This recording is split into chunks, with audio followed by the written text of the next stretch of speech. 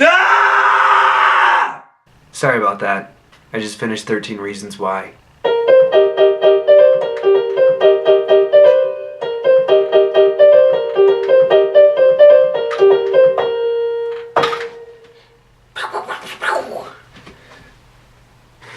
I've never made and edited a video like this, but I feel like I have a lot to say about this show if you couldn't tell by the absurd length of the video.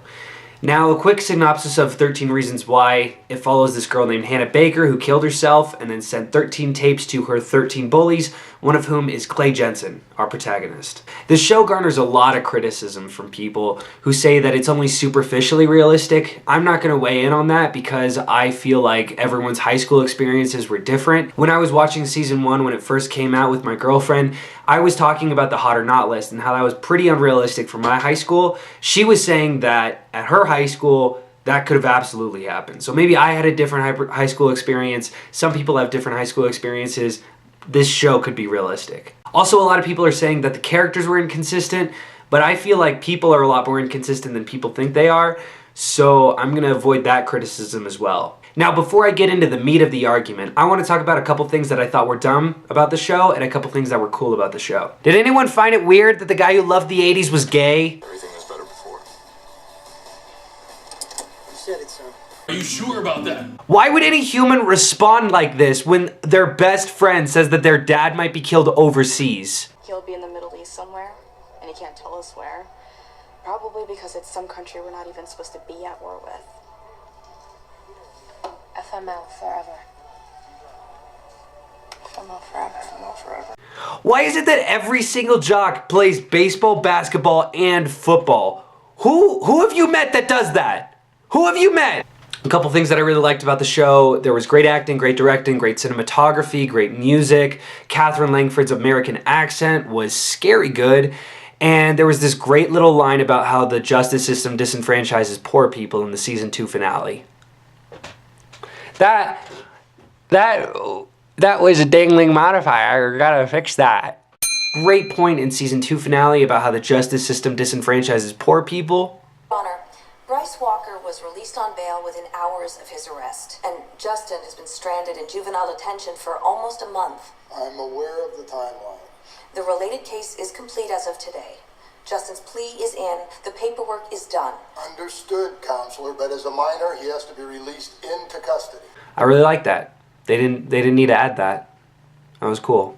There was also this really poignant line about Bryce probably almost objectively the worst person of Hannah's bullies. No, solid. No, Hannah. He is like frat boy Darth Vader. Although awkwardly phrased, I do like that Bryce, like Darth Vader, is a bad person, but if you examine their past and motivations, you can understand that their behavior, while not justified or vindicated, could be understood. I think I want a beer too. Okay then, Princess Leia. I like how this adds to the analogy because Leia goes to visit Darth Vader. She surrenders herself to Imperial troops and specifically goes after him, and that was Luke. That was Luke. Leia meets Vader in 4 and 5, but she was running away from him. So that doesn't make sense. So... oh, I get it. The writers are bad. These writers are bad, and any semblance of newborns is just an accident. Do you have anything to compare it to? I've lived here all my life. It's like asking Han Solo how is space. Now there's a lot to unpack here. Han Solo is seen in space and on planets all the time. He would be the best person to ask about what it's like in space versus what it's like on a planet. Wow, you're an actual nerd, aren't you? Hey, guess what? It's not nerdy to like literally the most successful franchise of all time. Nerds have opinions, discussion points. They don't just make blind references to anything that they see. I don't understand how this was written. All right, we're gonna need a male nerd as our protagonist. Anyone have anything nerdy that they know? Anyone? Star Wars or Star Wars? Let's see. I can do it. I can do it. All right. Darth Vader. I know that he is the bad guy, and Princess Leia. She was a girl, and Han Solo. Han Solo he had a spaceship. And we're good. Now, I think this is indicative of a larger issue that plagues the writers of 13 Reasons Why. Instead of just acknowledging that they don't know what they're talking about or asking a professional, they just wing it. So let's talk about the biggest thing that they had no idea what they were talking about. Mental illness. Hannah Baker did not have depression. Oh, sorry, there's a ringtone that I'm gonna have to add in post. Hello? Hunter, that's completely unfair. She gets bullied, she gets harassed, and she constantly cries about things that gets done to her. Hold on one second.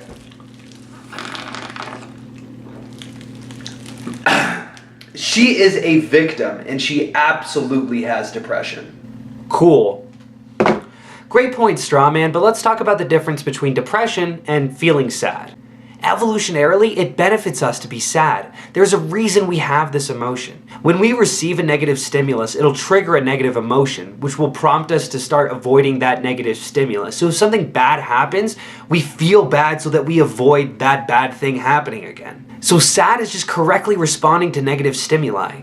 Depression, on the other hand, is when you're sad for no reason, where almost all of the sensory input that you're receiving is being regarded as negative. It's why people with depression often don't leave the house, because so many things in their environment, their body is receiving as negative, scary, sad, or hurtful.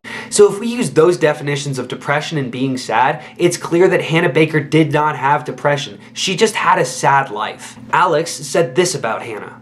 I know that if I had still been friends with her, if any one of us would have still been friends with her, she'd be alive today. Someone with depression will still have depression regardless of who their friends are. Hannah cries often, but it's always in response to being bullied or being harassed. So even if Hannah didn't have mental illness, let's talk about the 3 things that can benefit people with mental illness and how the show handles that. So Clay's mom wonders if Clay knew Hannah, and Clay responds with this. I didn't really know her, Mom. Didn't you two work together at the Crestmont? Yeah, for a little while. But you didn't know her very well? Not really. With this information, the mom makes use of the only mention of medication in the entire first season. Clay, we know the last 2 weeks have been hard. I stopped taking these 2 years ago. Dr. Elman said you could have them available if needed. They're not. And they're probably, expired anyway. It's a new prescription. Did you miss that? Let me break this down for you. Clay's mom gets concerned about Clay's behavior, which, by the way, from her perspective, pretty tame. She goes to his old psychiatrist and asks for some medication. Now, instead of responding like a real doctor with, "Hey, I know you're worried about your son, but it's normal for people to go through a rough time after someone close to them has died. Now, I can recommend a couple psychologists who deal specifically with grief, but he can always come see me, and it's important that he knows he can come see you too." Instead, this doctor prescribes the medication forthright, with no consultation, to a kid who has never been diagnosed with depression. Medication should not be used to get you through grief. Medication is for actual disconnects with certain neurons. If your friend killed themselves and you're sad about it, you should be. That's a sad thing, and you need to work through that, and you can't drown out that feeling with medication. That's not what medication is for. They mention therapy even less than they do medication. Clay's mom thinks that Clay might benefit from therapy, and Dad says, Not everyone shares your passionate belief that all problems can be solved with words. "Thanks for your input, Charlie! Really appreciate what you have to say there." Mr. Porter, the school counselor, kind of fills the role of therapist in the show, but he is not properly trained, and he is not indicative of the majority of therapists that you will meet in your life. The show makes very great pains to show that the last thing that Hannah did before she died was see Mr. Porter and try to get help, and Mr. Porter did not give her the answer that she wanted, and then she killed herself. That is not a good response. Therapy is about opening your most vulnerable parts of you to someone else. That takes a bond, and on the first time that you meet a therapist, you're not going to be able to talk about the things that you might want to talk about, and it might not go according to plan. This happens all the time in real life, and what 13 Reasons Why is saying, hey, If you don't get the help that you need to, what are you gonna do? I mean, you gotta kill yourself. What else are you gonna do? Now, media often portrays mental health specialists as idiots. He's smart. He's a doctor. He's not a doctor, he's a psychiatrist. Or these omnipotent wizards who can access secret parts of your mind that even you didn't know about. Can you honestly tell me that you didn't wonder if you were suicidal too? Now, obviously, neither are correct. Mental health specialists and therapists and psychologists and psychiatrists are just people who went to school for a long time and know a lot about the brain and know a lot about ways that might be able to help you. They won't have all your answers, but they'll have some. And sometimes it might not work. Sometimes you might go home discouraged, but sometimes you won't, and that's enough. Now, some people like myself aren't going to need medication, and some people, like one of my closest friends who has bipolar disorder, is going to need medication for the rest of their life. No one way is the proper way to fix yourself, but no matter which way you choose, you're always going to need self-determination. I mean, yeah, Jessica's pretty and all, but you're special. Special, like retarded. Get there, I can be someone else. Whoever I want to be. Who you are now is okay. Okay. High praise, thank you. I was just trying to be nice. Well, you failed. She constantly belittles people who are just trying to reach out a hand. Now, these are little things, and that doesn't make her a bad person, but it's hard to hear when all throughout her tapes, she just says, hey, we just need to be nice to people. We just need to assume the best in people. We need to be okay with one another, when all that she does is assume the worst. You said something stupid, Zach. And I yelled at you. Big deal. You should have let it go. Hannah is saying this on a tape where she accuses Zach of killing her because he crumpled a love note that she wrote to him. Also, let's not forget about the fact that Hannah outs her classmate Courtney when Courtney is clearly ashamed of her sexuality and clearly does not want to be open about it. Now, even with all of this, she still has plenty of friends. She just has this complete lack of awareness wherever she goes. Hey, Goop, what's up? Cool binder. Hey, Goop, want to come over to my house today? They all hated me. Hey, oh shoot. Hey, listen, we hear your complaints, but we made season 2, and we're gonna fix a lot of these problems that you have with our show. Oh, really? That would be amazing. Yeah, absolutely. We listen to what our fans have to say.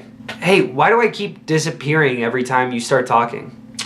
Well, it's probably because you're terrible at editing videos. That's fair. Now listen, we show Alex, who just attempted suicide by the way, go through physical therapy. He's lost control of his legs and we show how difficult it can be to recover, but that a lot of hard work can bring success. Well, I do like that.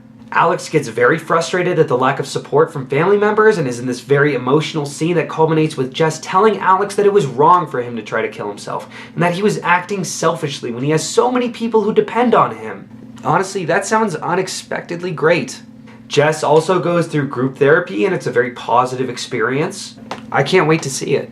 We have Sky go through recovery and she talks positively about medication and how she needs to get better. She also says that Clay can't fix her and these sorts of problems can't be solved by just being a friend. Look, I feel like you've made some serious improvements and I'm sorry I was being so harsh. Oh, and you know those scenes from season 1 where Clay started seeing Hannah in the hallways and hearing her on the loudspeakers? No return engagements, no encore. Huge congrats to our Tiger team for Saturday's win. A special... Yeah, thank you. I was going to talk about that. It's so frustrating that we're going to pretend like Clay's psychosis is normal when he's the only one actually exhibiting any symptoms of a mental disorder. Oh, you didn't like that part. That's okay. What did you do? So hear me out. Instead of her appearing on the ground, she'll be an auditory hallucination and talking to him. Oh, so instead of it being psychosis, it's just full-on schizophrenia now, huh? Bingo. Cool. Does he get any help from it? From family or professionals? Nope, but she disappears after he learns to forgive her. Yeah, that's how mental disorders work. Oh, and you know how school shootings are really popular right now? Don't tell me you sensationalize we sensationalize gun violence. Did you at least do it artistically? Like, show ways that it can be stopped? I mean, you could show someone be misogynistic and homophobic, or maybe a supremacist, so you can show how to see the signs. Oh, well, different approach. We show him be an anarchist. He gets into punk rock, and he loses all of his friends. Oh, so it's like Klebold and Harris. Exactly. Except you use everything that's a myth or has been debunked about them. You get it. Yeah, I think I do. How does this end? Do a lot of the characters die? No, instead we show how we think that you should handle this situation. Calling the police and locking the doors? No. Clay approaches the shooter, takes his gun away from him, and then helps him drive off before the cops come. Well, this sounds awful. Yeah. Well, too late now. So let's talk about Clay's psychosis. I know this is a trope in shows that we see all the time, like in The Walking Dead when Rick sees Lori after she dies. But that's a show about zombies. I don't expect a lot from the show about zombies when it comes to mental illness. 13 Reasons Why is advertised as this hyper-realistic show about mental illness. So yeah, I'm going to expect accuracy when it comes to schizophrenia, especially when Clay tries to murder someone because Hannah's ghost tells him to. That is a serious mental disorder that needs to be hospitalized and treated immediately, and the show does zero to acknowledge it.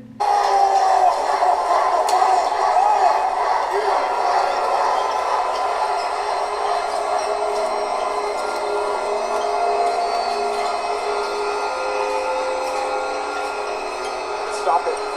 Stop it. Stop playing. Stop the game. Stop it. Stop. Last but not least, the biggest theme that I saw in season 2 was retconning of the first season. Like, for instance, in this scene. It wasn't revenge. I had to tell my own story. I wanted people to know what happened to me so that maybe it wouldn't happen again. The problem with that is that we all watched the first season. We all watched Hannah talk to her bullies like this. I'll tell you who it is. But you're going to have to wait. Just like I did. And of course, they're going to learn about you too. If they haven't already.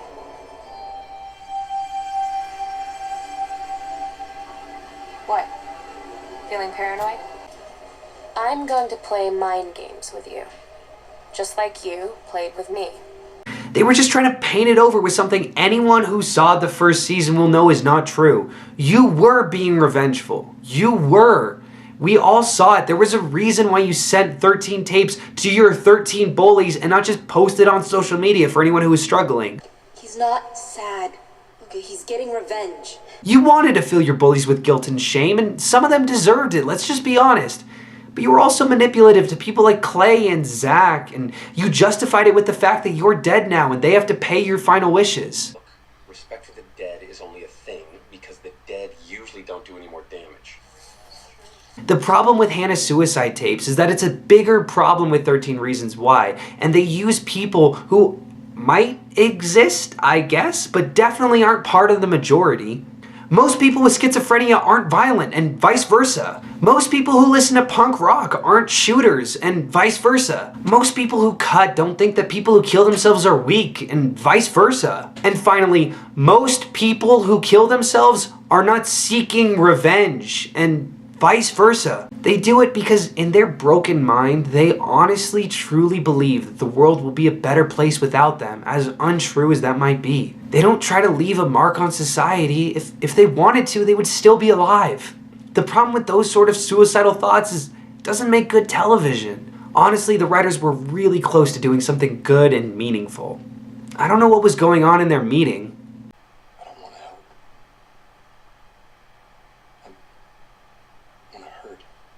For instance, the hot or not list could have been this great point about how compliments, if they're objectifying, can still be misogynistic. It could have been like the Get Out for sexism. What if girls made a list and you got worst biceps, The hot list was about objectification. The point that you just gave was just straight bullying. There's no nuance there. So, 13 Reasons Why? Once again, you and the point are complete strangers. Alright, I want to talk about the most important thing here, and it's the critique that 13 Reasons Why gets all of the time, and it's reactions to scenes like these. Why did I do this to myself? You didn't do this. Everyone else at this school did. I cost a girl her life because I was afraid to love her. You can't love someone back to life. You can try. It's not someone else's fault if you kill yourself. Suicide is your choice, and it's never your only one. If you see a therapist and they're not helpful, that does not justify suicide. If your friends desert you, that does not justify suicide. No matter what happens to you, no matter how daunting your environment is, it is always your choice. I'm gonna end the video on a good note, because I actually really like the advice that Clay's mom gives here. Keeping it in, that's not brave. Feeling the pain, facing it, that takes courage. It's okay to let it out. If you're looking for a better alternative to media that portrays mental illness, whether it be kinder or more accurate, I would suggest it's kind of a funny story, either the book or the movie. To the Bone, Good Will Hunting, A Beautiful Mind, Inside Out, which is surprisingly accurate, Silver Linings Playbook, Little Miss Sunshine, and my favorite, It's a Wonderful Life. Alright, let me know in the comments if there is another popular show that I might be able to offer some interesting perspective on. Also, let me know in the comments if you think I look like an off-brand Bo Burnham, except I'm skinnier, gayer, and even less funny. My ego's been up a few notches lately, and I'd like YouTube to do its thing and just knock it back down. Thanks. Bye. I'm not a school shooter! Will we ever see this end? I'm not a school shooter! Over and over! Let's please stop this man!